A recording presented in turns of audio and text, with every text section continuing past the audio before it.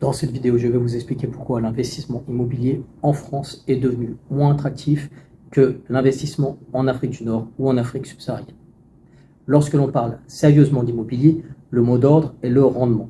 Le rendement représente le pourcentage de votre investissement initial que vous récupérez chaque année. Si vous avez un rendement de 100%, le fait que les prix de l'immobilier augmentent plus vite que les loyers réduit la rentabilité de votre investissement. Pendant longtemps, l'utilisation du crédit, comme aux États-Unis, a permis de compenser cette diminution. Les rendements étaient certes plus faibles, mais grâce à l'effet de levier, acheter plusieurs biens était possible. Cependant, aujourd'hui, la réalité est sans détour. La France affiche des rendements dérisoires et il est de plus en plus difficile d'obtenir un prêt. Ceux qui veulent acheter sans prêt sont confrontés à une bulle spéculative qui a été causée par le recours massif au crédit. Comme je le dis depuis des années sur cette chaîne, les seules bonnes affaires en France sont à trouver dans les villes moyennes de province. Maintenant, comparons l'investissement en France dans une grande métropole à l'investissement en Afrique dans une grande métropole ou dans une capitale. Imaginons que vous achetiez un petit appartement T3 en France pour le mettre en location, avec un prix moyen de 4 000 € le mètre carré, ce qui est la moyenne dans les grandes villes. Cela signifie que vous investiriez environ 240 000 francs pour un T3 de 60 mètres carrés. Supposons que vous réussissiez à le louer 600 € par mois. Cela fait 7 200 € par an. Cependant, vous devez payer chaque trimestre 500 € de charges de copropriété pour maintenir l'immeuble en bon état, soit 2 000 € par mois. Vous devez aussi payer au moins 1 000 € de taxes foncières et plus ou moins 20% d'impôts annuels. Au final, il vous reste 7 200, moins 2 000, moins 1 000, moins 1 500 €, soit 2 700 € de revenus nets par an. 2 700 € de revenus nets par an sur un investissement initial de 240 000 €. Cela correspond à 1,1% de rendement annuel net par an. Alors je sais que sur YouTube, on vous parle souvent de rendement de 8% ou de 10%, mais voilà les chiffres réels que la plupart des personnes qui ont un bien immobilier en France constatent sur le terrain. Alors 1,1% de rendement net, si on applique la règle des 72, vous constaterez qu'il vous faudra environ 65 ans avant de pouvoir doubler votre revenu initial. Alors pour ceux qui ne savent pas ce qu'est la règle de 72, vous faites 72, vous divisez ça par votre rendement, ça vous donne un nombre d'années et ce nombre d'années correspond au nombre d'années qu'il faut pour pouvoir doubler votre capital. Alors la France a un autre désavantage par rapport à l'Afrique, c'est la stagnation de sa population. Et ça ne joue pas en faveur d'une augmentation des prix de l'immobilier. Il est donc possible que nous assistions à une baisse progressive des prix de l'immobilier avec la mise sur le marché de nombreux biens du fait de la disparition des baby-boomers.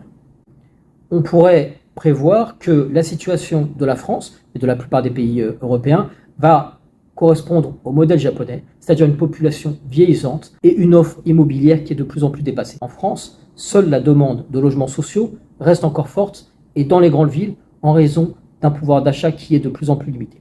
Auparavant, devenir propriétaire était synonyme d'endettement. Mais les contrats à durée indéterminée sont de plus en plus rares et les taux d'intérêt de 3 à 4% ne font que faire grimper les mensualités. À cela, il faut prendre en considération une inflation qui est supérieure à 4% par an. Du coup, si vous investissez maintenant dans l'immobilier locatif en France, avec un rendement moyen de 1,5% par an et une inflation de 4% par an, vous vous rendez compte que vous perdez beaucoup d'argent.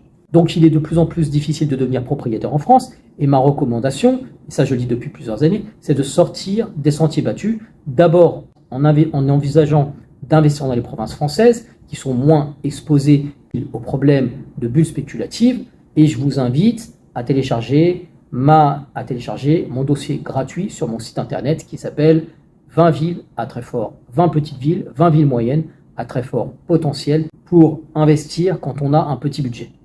Alors, que faire ? Les plus audacieux d'entre vous pourraient penser à investir en Afrique du Nord ou en Afrique subsaharienne. Encore plus si vous avez des origines dans ces pays-là.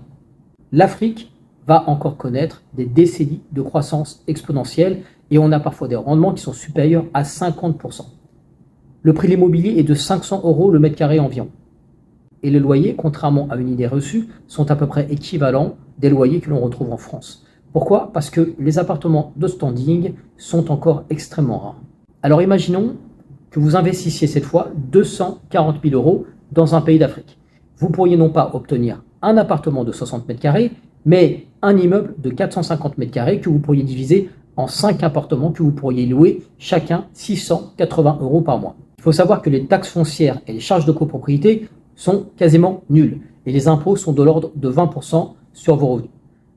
Autre avantage, les coûts de rénovation de votre immeuble sont bien moins élevés car le salaire moyen d'un artisan est de 100 euros par mois. Donc 5 appartements que vous louez 680 euros par mois, cela vous fait 3400 euros mensuels pour une location longue durée. Et comme votre clientèle fera partie des 1% les plus riches, eh bien vous n'aurez pas de problème pour récupérer vos loyers. Et en plus, dans ces pays en général, il n'y a pas de problème d'autorité. L'État n'a pas un problème d'autorité comme c'est le cas en France. 3400 euros mensuels, cela fait 40 800 euros par an. Vous comptez 1200 euros annuels d'entretien de votre immeuble et encore 8160 euros d'impôts. Il vous reste donc 31 140 euros annuels, soit environ 3 000 euros mensuels.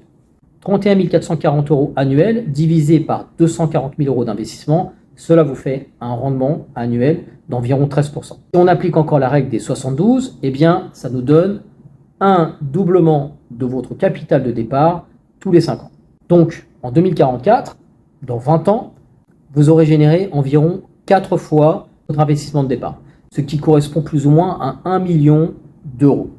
Et ce n'est pas tout. La valeur de votre bien aura elle aussi été multipliée par 5 ou par 10, parce que vous avez investi dans une grande ville ou dans une capitale africaine. Capitale dont la population aura sans doute été multipliée par 3 pendant ces 20 années. Et du coup, la valeur de votre immeuble sera probablement supérieure à 1 million d'euros.